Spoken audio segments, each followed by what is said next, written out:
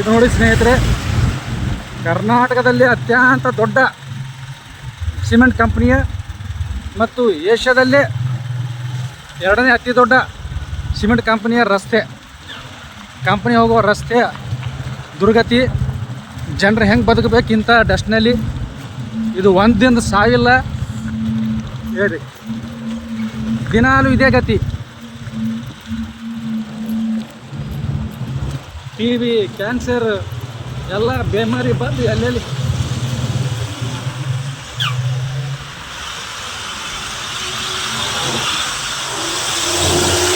Company ಹೋಗುವ ರಸ್ತೆಯ ದುರ್ಗತಿ. 45 ವರ್ಷದ ನಂತರ ಇಲ್ಲೆಲ್ಲ ಬೆಳೆಗಳು ಹಾಳಾಗೋಗಿ ನೋಡಿ ಸ್ನೇಹಿತರೆ. ಎಲ್ಲ ಬೆಳೆಗಳು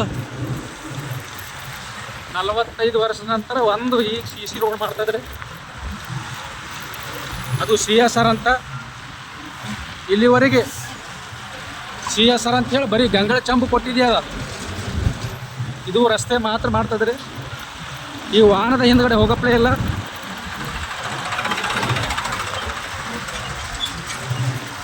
ದಿನಾಲು ತಿರುಗಾಡೋರ ಗತಿ ಏನಾಗ್ಬೋದು, ಕಾರ್ಮಿಕರ ಗತಿ ಏನಾಗ್ಬೋದು, ಸ್ಥಳೀಯರ ಗತಿ ಏನಾಗ್ಬೋದು. ಕೆಮ್ಮು, ದಮ್ಮು, ಕ್ಯಾನ್ಸರ್ ಬಂದು ಮತ್ತು ಯಾವಾಗ ವರ್ಷನಾಗ ಒಂದು ಸರ್ತಿ ಬಂದು ಜ್ವರದ ಗೋಲಿ ಕೊಟ್ಟು ಹೋಗ್ತಾರೆ ಅವರು. ಪ್ಯಾರಾಸೆಟಮಾಲ್ ಗೋಲಿ ಬಂದು ಪುಕ್ಷಟ ಬಂದು ಹಂಚಿ ಹೋಗ್ತಾರೆ. ಬೇಮಾರಿ ತರೋರ್ನು ಇವರೇ, ಗೋಲಿ ಕೊಡೋರ್ನು ಇವರೇ. ಇದು ನೋಡಿ ಸ್ನೇಹಿತರೆ, ಇದೆಲ್ಲ ಜನರಿಗೆ ಯಾವ ರೀತಿ ತೊಂದರೆ ಆಗ್ಬೋದು. ಒಂದು ವಾಹನದ ಹಿಂದ್ಗಡೆ ಹೋಗಪ್ಲೇ ಇಲ್ಲ. ಪರಿಸರ ಮಾಲಿನ್ಯ ನಿಯಂತ್ರಣ ಮಂಡಳಿದವರು ಕಣ್ಣು ಮುಚ್ಚಿ ಕುಂತಾರೆ. ನಮಗಿದಕ್ಕೆ ಏನೋ ಸಂಬಂಧ ಇಲ್ಲ ಅಂತ ಕುಂತಾರೆ ಇವರು. 15 ವರ್ಷದಿಂದ ದೂರ ಸರಿಸ್ತಾ ಇದ್ದೀನಿ ಇವ್ರಿಗೆ. 15 ವರ್ಷದಿಂದ ಬೆಳೆಗಳು ಹಾಳಾಗ್ತಾವಂತ, ಜನರ ಮೇಲೆ ತೊಂದರೆ ಆಗ್ತದ, ಜನರ ಮೇಲೆ ಕೆಟ್ಟ ಪರಿಣಾಮ ಬೀರ್ಲತ್ತವ ಅಂತ.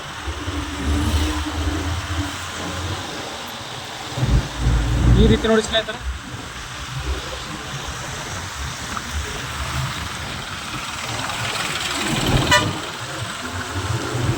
ಕಂಪನಿ ಸ್ನೇಹಿತರೆ, ಕಂಪನಿ ಗ್ರಾಮಸ್ಥರು ಧೂಳು ನಾವು ನೋಡ್ಬೋದು.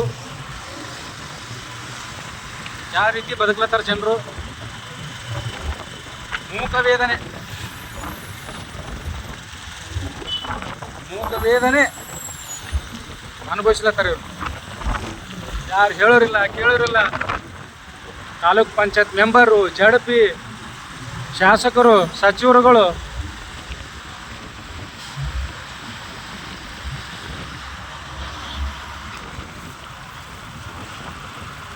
ಇಂಥ ಕಂಪ್ನಿ ನಮಗೆ ಬೇಕಾ ಅಂತ ಕೇಳಬೇಕಾಗಿದೆ.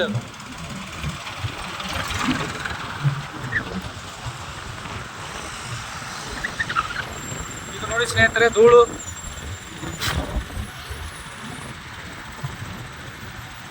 ಇದೇ ಕಂಪನಿ ಕಾಸ್ಟ್ಲಿ ಸಿಮೆಂಟ್ ಕಂಪನಿ.